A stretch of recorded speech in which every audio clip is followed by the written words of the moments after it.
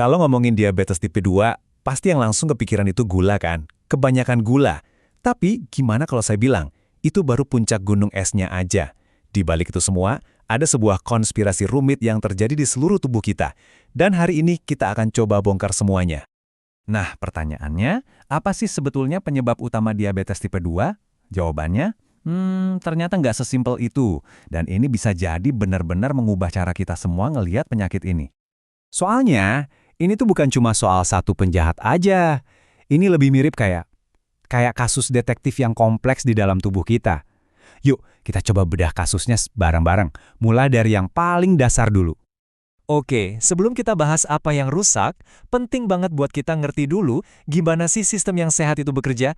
Anggap aja ini dasar ceritanya ya, pondasinya. Normalnya, prosesnya itu mulus banget. Jadi gini, pertama, kita makan. Makanan jadi glukosa. Terus, kadar gula darah kita naik. Nah, disinilah pankreas kita beraksi. Dia langsung ngeluarin insulin. Anggap aja insulin ini kayak kunci. Tugasnya ngebukain pintu sel-sel di tubuh kita, biar glukosanya bisa masuk dan jadi energi. Simpel kan? Efisien dan vital banget. Nah, sayangnya nih, pada diabetes tipe 2, sistem yang rapi tadi itu mulai kacau. Ada dua biang keladi utamanya. Disinilah ceritanya mulai jadi makin seru. Masalah yang pertama namanya resistensi insulin. Ingat kan analogi kunci tadi? Nah, bayangin sekarang gembok di pintu sel kita itu jadi macet atau ya berkarat. Kuncinya si insulin ada, tapi susah banget buat ngebuka pintu. Hasilnya, glukosa jadi numpuk di luar di aliran darah kita. Problem kedua, kegagalan sel beta. Sel beta ini ibarat pabrik yang bikin kunci insulin di pankreas. Nah, karena gemboknya pada macet, si pabrik ini dipaksa kerja rodi, kerja lembur terus-terusan buat bikin lebih banyak kunci. Lama-lama apa? Ya capek, kewalahan. Akhirnya produksinya anjlok, mesinnya mulai rusak. Jadi kebayangkan masalahnya jadi double. Di satu sisi, pasokan kunci insulin kita makin sedikit. Di sisi lain, gembok di sel-sel kita pada macet. Wah, ini sih kombinasi sempurna buat bikin gula darah jadi kacau balau. Dan ini bukan cuma teori baru loh. Para ahli udah dari lama banget setuju kalau dua masalah ini, resistensi insulin dan kegagalan sel beta, itu emang inti dari diabetes tipe 2. Ini pemahaman klasiknya, tapi ternyata ceritanya nggak berhenti di situ. Nah, sekarang kita masuk ke bagian yang paling mind-blowing. Ternyata penjahatnya itu bukan cuma 2 atau 3 organ. Ini tuh kayak sebuah konspirasi besar-besaran yang melibatkan 11 organ tubuh kita. Betul. Penelitian terbaru ngebongkar kalau tersangka dalam kasus ini tuh jauh lebih banyak dari yang kita duga. Bukan 2, tapi 11. Dalam dunia medis, mereka bahkan punya julukan keren, The Egregious 11, atau 11 biang keladi. Dan inilah dia peta konspirasinya. Coba lihat diagram ini. Di tengah, kita masih lihat masalah inti di pankreas, otot, sama hati. Tapi lihat sekelilingnya. Sekarang ada pemain baru, otak, ginjal, bahkan sistem imun kita ikut-ikutan.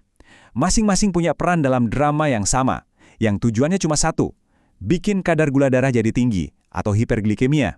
Ini mengubah segalanya. Diabetes itu bukan lagi penyakit satu organ, tapi masalah seluruh sistem tubuh. Coba deh kita intip beberapa konspirator yang paling nggak disangka-sangka ini. Ginjal kita, yang tugasnya harusnya nyaring dan buang kelebihan gula, dia malah berkhianat dengan nyerap gula itu balik ke darah. Otak kita, si pusat komando, juga mengalami gangguan fungsi. Bahkan sistem imun kita ikut nimbrung dengan memicu peradangan. Ini benar-benar kayak semua departemen di tubuh kita itu lagi kong-kali-kong buat bikin satu masalah besar yang sama. Oke, jadi kita punya 11 jalur berbeda yang semuanya lagi bermasalah. Terus ujung-ujungnya gimana? Walaupun penyebabnya banyak dan ribet banget, ternyata semua jalan ini mengarah ke satu muara yang sama.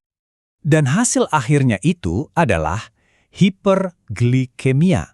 Ini istilah medisnya untuk gula darah tinggi. Inilah titik akhir dari semua kekacauan yang dibikin sama 11 konspirator tadi. Jadi mau masalahnya di ginjal, di otak, atau di pankreas, ujung-ujungnya tetap satu.